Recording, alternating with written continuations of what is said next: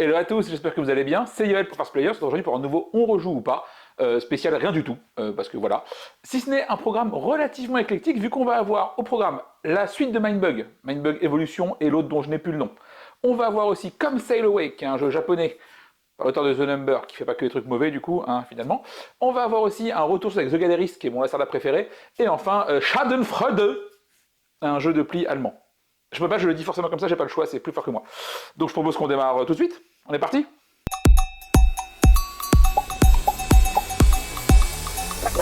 Ok, on commence tout de suite par Schadenfreude, qui veut dire littéralement en allemand qui se délecte des malheurs des autres. Vraiment, cette langue et tout ce qui va avec est dégueulasse. Désolé pour les amis allemands, hein, je sais bien, cube en bois, tout ça marronasse, mais là, vous déconnez. Schadenfreude, qu'est-ce que c'est? C'est un jeu de pli, avec une mécanique que j'aime beaucoup, qui est que le second joueur gagne le pli. Alors, j'aime pas ça que pour le pli, j'aime bien en général.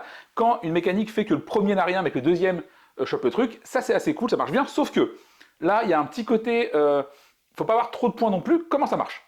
Donc vous allez jouer un jeu de pli très classique, pas d'atout, rien, vous jouez la couleur demandée, et le joueur qui a la deuxième carte la plus forte du pli va gagner sa carte de son côté, et toutes les cartes des autres couleurs, si jamais des joueurs n'ont pas pu fournir la couleur demandée, globalement. Sachant que chaque carte que tu vas garder te fera des points à la fin de la partie, si jamais tu arrives à 40, tu exploses, tu as perdu. Et le gagnant est celui qui sera du coup le deuxième, du coup le plus proche des 40 sans avoir explosé. Donc il y a un petit côté stop ou encore qui est assez rigolo, sachant que si vous récupérez une autre carte d'une valeur que vous avez déjà, les cartes s'annulent et elles disparaissent. Et donc il va falloir réussir un petit peu à gérer ce côté-là, en mode, faut prendre des plis, mais pas trop, parce que du coup, si jamais tu prends rien et qu'un mec brûle, bah forcément, tu seras forcément dernier, vu que les joueurs ont fait plus de points que toi. En même temps, si tu prends trop de risques, tu vas arriver très proche de la sortie, mais si jamais tu maîtrises mal ta fin de partie, tu peux exploser. Vraiment, ça, c'est assez malin. Et je sais qu'il y a eu une règle qui a été adaptée un petit peu à la maison, qu'on a joué avec Valégie ce week-end, et Séverine. Normalement, le jeu te dit, c'est toujours le même joueur qui commence tout le pli, enfin, toute la donne. Même joueur, le joueur qui débutera, commencera les plis, peu importe qu'il gagne ou pas le pli en question. Ils n'ont pas voulu le faire, du coup ils ont joué avec les règles classiques de pli, à savoir le joueur qui remporte le pli ouvre le pli suivant, et on a testé du coup les différentes versions, et j'arrive pas à savoir ce qui... Parce que du coup, évidemment, commencer est un spot de merde, on n'aime pas ça, et du coup je sais pas dans quelle mesure c'est pertinent ou pas, donc j'arrive pas trop à savoir, on a testé plusieurs versions.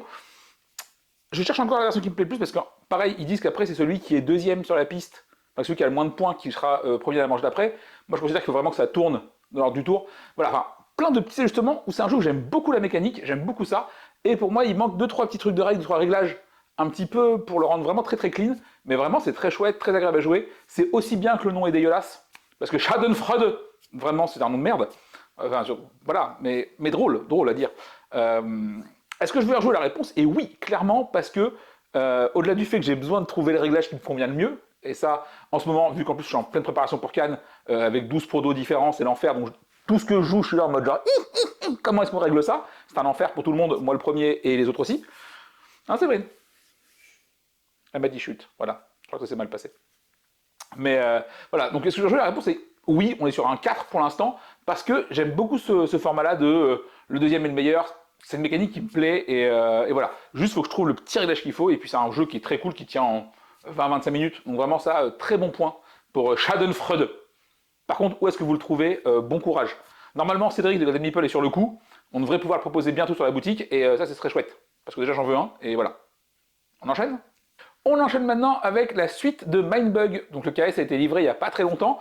Ça arrive en français chez Yellow dans pas très longtemps non plus. Ça devrait plus trop tarder d'ailleurs, je pense.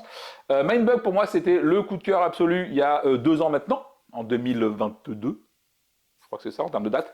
Parce que Mindbug, c'est quoi? C'est un jeu de cartes ultra banal, ultra chiant, qu'ils ont réussi à rendre absolument crème avec une phrase de règle, qui est le Mindbug, qui permet de prendre le contrôle d'une carte adverse qu'on avait jouée.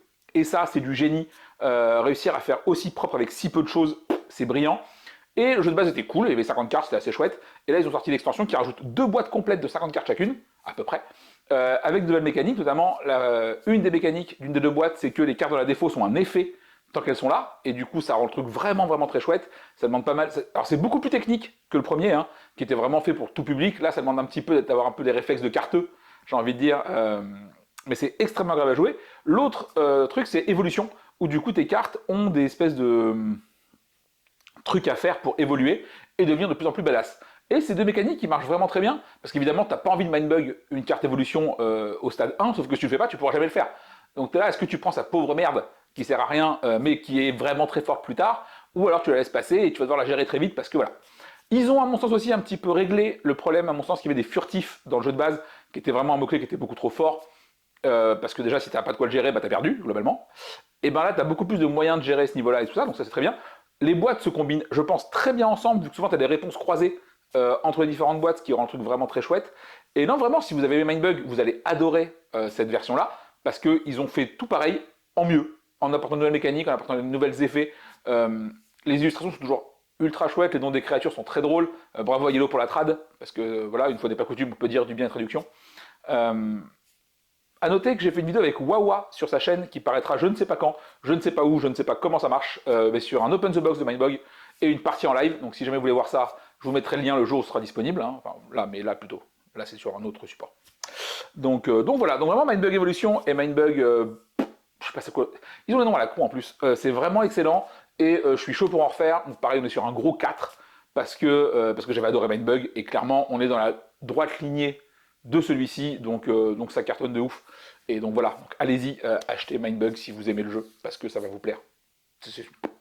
Voilà, pas d'autre truc à dire, à part que c'est vraiment excellent. On part maintenant en bateau pour Come Sail Away. C'est un jeu que m'a fait découvrir Guy, sachant qu'il appréhendait vachement son nom, parce que dès qu'il me fait découvrir un jeu, souvent je le déteste. Non, pas je le déteste, mais bon, il y avait Obsession dans l'eau, donc ça compte pas. Donc il est là genre, non, je ne vais pas tester le jeu, tu vas voir. Finalement, il me l'a fait tester. Et Come Sail Away est ni plus ni moins qu'un puzzle solo en 25-30 minutes où vous allez devoir agencer différents éléments de jeu pour remplir vos cases. Eh ben, c'est extrêmement agréable à faire. Par contre, clairement, qu'il y ait des gens ou pas, tu t'en bats les reins. Parce que ça, eux, s'ils disparaissent, c'est ok. Mais comment ça marche? Vous allez avoir un beau bateau avec plein de chambres, de cabines, d'éléments un peu spéciaux, sachant qu'en plus, vous avez forcément les cabines de base et 4-5 tuiles spéciales qui changent selon les parties. Et chaque tuile a des contraintes pour être rempli. Typiquement, les chambres vertes veulent des VIP verts. Le bar, il veut 4 gens de couleurs différentes, 4 bonhommes de couleurs différentes. Le cinéma veut 3 bonhommes d'une couleur et 1 d'une autre, et ainsi de suite.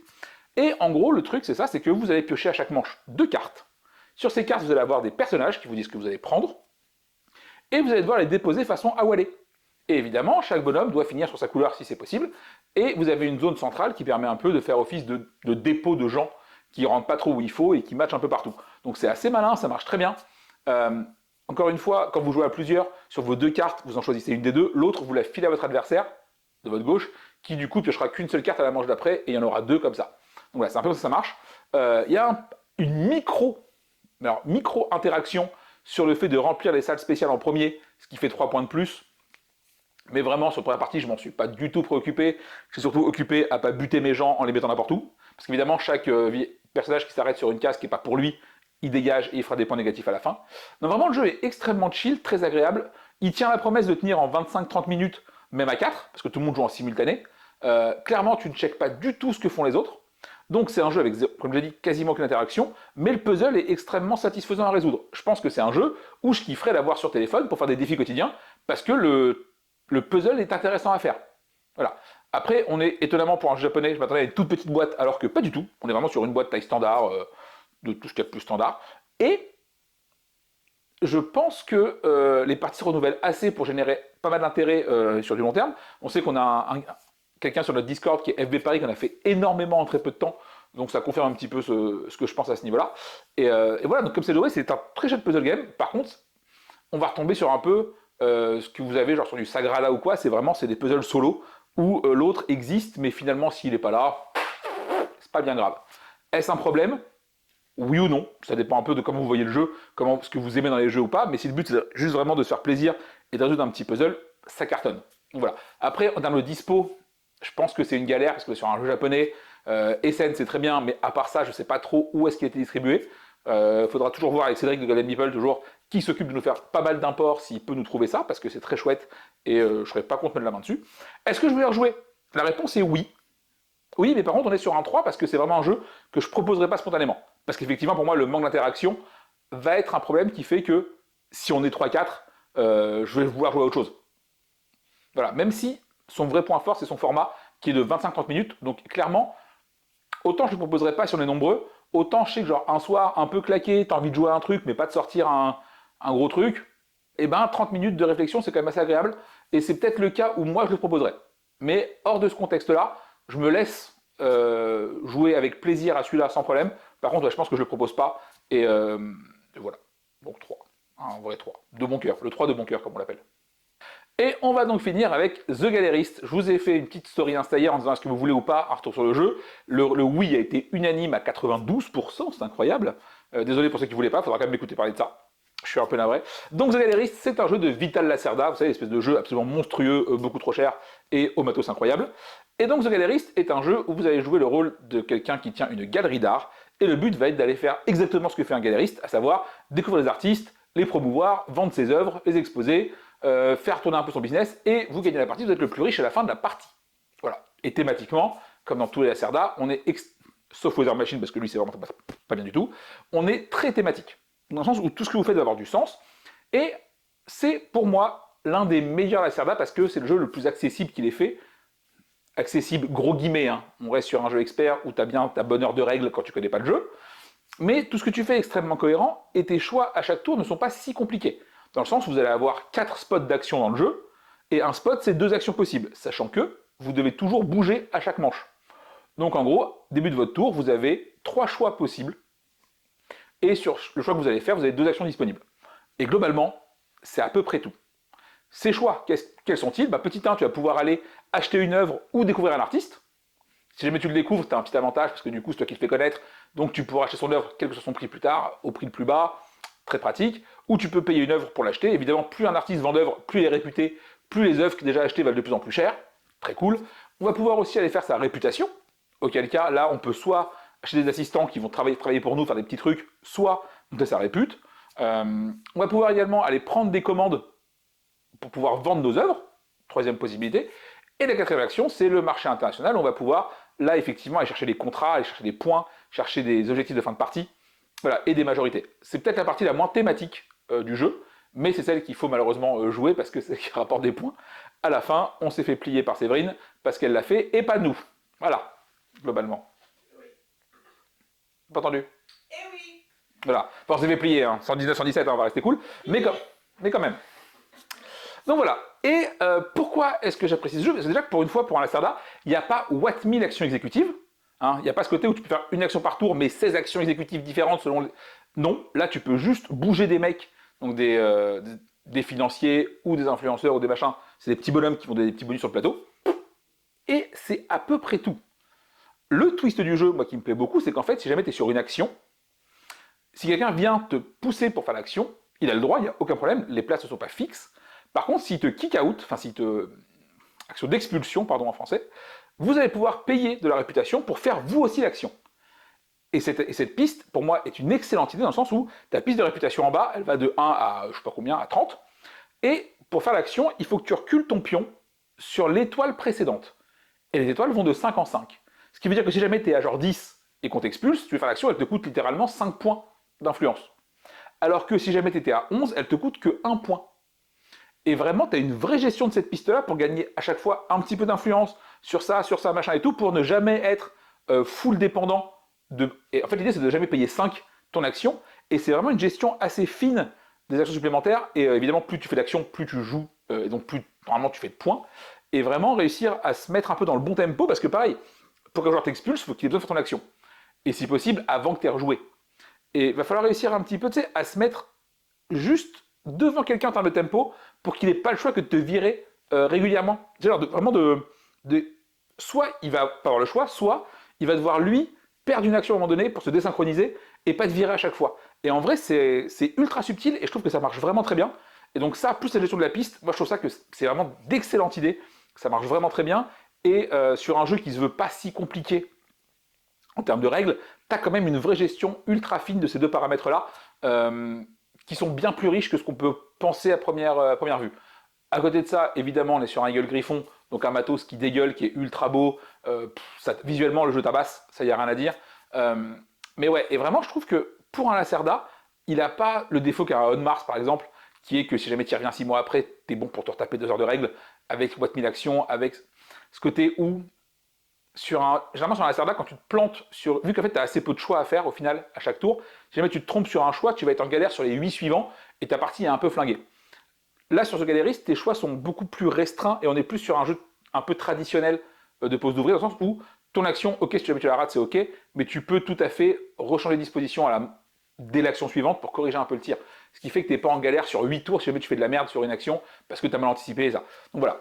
The Gallerist, pour moi, c'est pour moi peut-être le meilleur Lacerda pour démarrer, éventuellement avec Kanban Eevee, mais que j'aime beaucoup moins à titre personnel, parce que je le trouve beaucoup.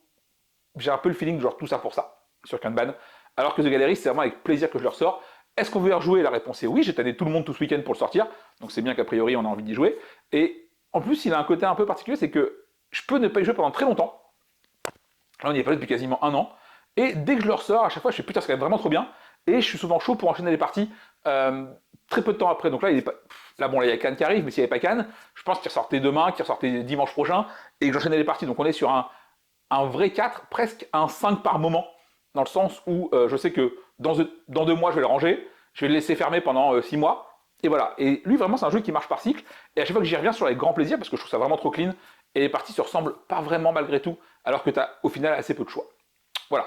Merci de m'avoir écouté parce que je dis quand même pas mal de conneries de manière générale. Aujourd'hui un peu plus. Si vous êtes... Normalement, il y aura encore une vidéo avant Cannes, donc on fera les trucs à ce moment-là. N'oubliez pas de vous abonner à la chaîne, de liker, machin, tout ça d'habitude. Si vous voulez soutenir la chaîne, il y a le Ko-fi juste en lien en bas pour soutenir financièrement la chaîne, son indépendance, tout ça, et faire en sorte que ça se passe de mieux en mieux. Et surtout, si vous venez à Cannes, n'oubliez pas de bloquer vos matinées, parce qu'on essaiera de faire des petits déj de 7h à 9h, comme le morning live pour les plus vieux, directement près du salon. Ce sera le moment où on pourra un peu discuter, parce que le salon va être un peu la course de l'autre côté. Voilà. Je pense qu'on a fait le tour, je vous embrasse très fort, portez-vous bien, et puis à très vite. Allez, ciao.